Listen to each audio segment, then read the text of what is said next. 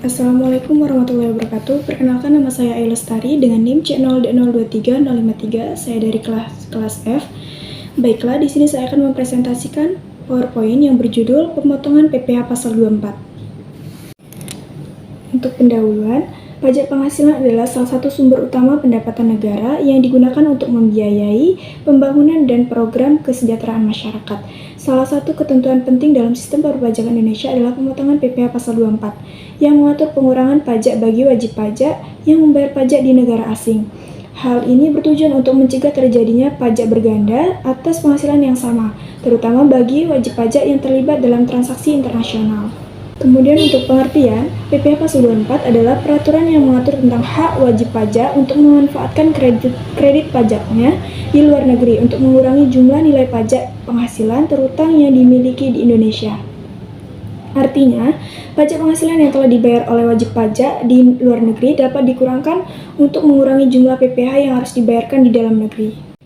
Kemudian untuk dasar hukumnya, ketentuan ini tertuang dalam Pasal 24 ayat 1 Undang-Undang Nomor 36 Tahun 2008 tentang perubahan keempat atas Undang-Undang Nomor 7 Tahun 1983 tentang pajak penghasilan yang berbunyi pajak yang dibayar atau terutang di luar negeri atas penghasilan di luar negeri yang diterima atau diperoleh oleh wajib pajak dalam negeri boleh dikreditkan terhadap pajak yang terutang berdasarkan undang-undang ini dalam tahun pajak yang sama.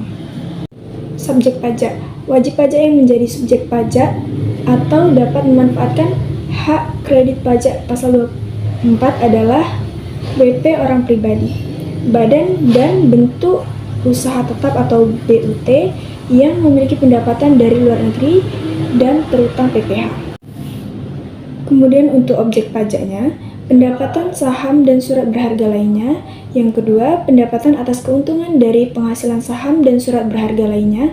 Yang ketiga, penghasilan berupa bunga, royalti, dan sewa sehubungan dengan penggunaan harta bergerak.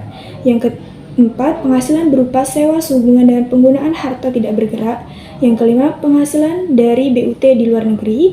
Yang keenam, penghasilan dari pengalihan hak penambangan atau pembiayaan atau permodalan. Yang ketujuh, perusahaan pertambangan di luar negeri. Yang kedelapan, keuntungan dari pengalihan harta tetap di luar negeri. Dan yang kesembilan, keuntungan dari penghasilan harta dari BUT di luar negeri. Kemudian untuk contohnya, PT AAA pada tahun 2024 memperoleh pendapatan neto di dalam negeri sebesar 30 miliar rupiah dan dari luar negeri sebesar 15 miliar rupiah. Dengan asumsi pajak di luar negeri sebesar 20%, maka total penghasilan PT AAA tercatat sebesar 45 miliar rupiah karena penjumlahan dari penghasilan dalam negeri dan penghasilan luar negeri. Kemudian tarif PPh badan yang berlaku saat ini sebesar 22%, sehingga perhitungan PPh terutangnya sebagai berikut. Tarif PPh badan dikalikan dengan penghasilan neto dalam negeri, maka didapatlah hasil 22% dikalikan 30 miliar rupiah, maka didapat hasil sebesar 6 miliar 600 juta rupiah. Untuk PPh Pasal 24 yang dapat dikreditkan dengan rumus penghasilan luar negeri atau total penghasilan dikalikan dengan total PPh terutang, maka dapat diperhitungkan sebesar 15 miliar rupiah dibagi dengan 45 miliar rupiah dikalikan 6 miliar 600 juta rupiah, maka didapatlah hasilnya sebesar 2 miliar 200 juta rupiah.